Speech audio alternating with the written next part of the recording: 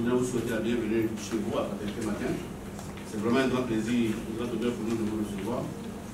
Et nous sommes d'autant plus intéressés à vous recevoir que vous avez un ministère qui, mine de rien, est un des plus délicats dans ce pays.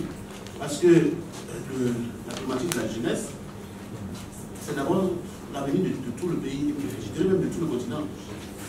Nous sommes dans une zone où l'un des plus grands défis est celui de la sécurité, avec les djihadistes qui sont au nord de notre frontière, aussi bien au Mali qu'au Burkina Faso, au Niger et même au Nigeria, de l'autre côté.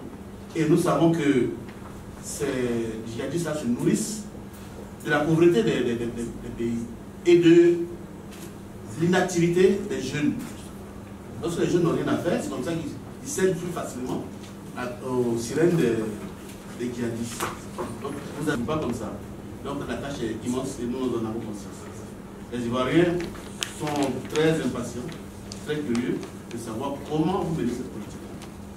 Monsieur le ministre, pendant une heure, les journalistes de Fraternité Matin vont vous interroger là-dessus. On va vous cuisiner pas à feu trop brûlant, à feu très doux. Et nous vous assurons que nous ferons le porte-parole de ce que vous allez dire auprès de la population ivoirienne pour la rassurer. Merci beaucoup encore une fois. Ça va accepter notre invitation. Avant qu'il ne prenne la parole, il est nécessaire qu'on présente notre invité du jour. Il a eu 44 ans le 29 février. Monsieur le ministre, cela n'arriverait encore que dans 4 ans. Très tôt, il a inscrit sa trajectoire dans le monde politique. Diplômé en diplomatie du Centre d'études diplomatiques et stratégiques, CTS, titulaire d'un master en affaires internationales de l'École des hautes études internationales, HEI de Paris, titulaire aussi d'un exécutif master en politique et management du développement, obtenu à Sciences Po Paris. Muni de ses capitales, il ne chômera point.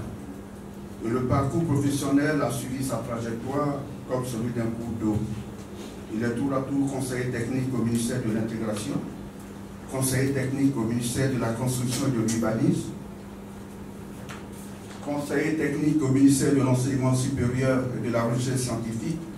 Il boucle le cycle de conseiller en devenant de 2011 à 2016 conseiller technique chargé de la jeunesse et des sports à la présidence de la République. Les sujets liés à la problématique des jeunes ne lui sont pas étrangers. Ce n'est plus une surprise s'il devient en janvier 2017, méritant la confiance du président de la République, secrétaire d'État chargé de l'enseignement technique et de la formation professionnelle, à 40 ans. En marche donc comme l'autre, en juillet 2018, il est nommé ministre de la promotion de la jeunesse et de l'emploi des jeunes. Objectif, mobiliser 500 000 opportunités de stage, de formation qualifiante, d'apprentissage et de financement des projets. À ce jour, précisons, 346 000 opportunités ont été mobilisées pour les jeunes. Je disais qu'il avait la puissance du dit, et bien il devient aussi le porte-parole adjoint du gouvernement. On le voit beaucoup sur les plateaux de télévision d'ici et d'ailleurs, défendant les actions du gouvernement avec armes, avec conviction. Il est officier de l'ordre national, commandeur de l'ordre national du mérite, de la solidarité et de la cohésion sociale. En 2013, à Bruxelles, il est distingué nouveau leader du futur par le prestigieux forum du Grand Montana qui prime les jeunes de moins de 42 ans qui ont, précisons, une bonne réputation au sein de leur communauté, un leadership et un parcours professionnel exemplaire. En 2016, il prend part au prestigieux programme des visiteurs internationaux Emerging Leaders. C'est un programme conçu par le département d'État américain qui consiste à détecter à travers le monde des jeunes capables d'insuffler des changements nouveaux dans la marche du monde.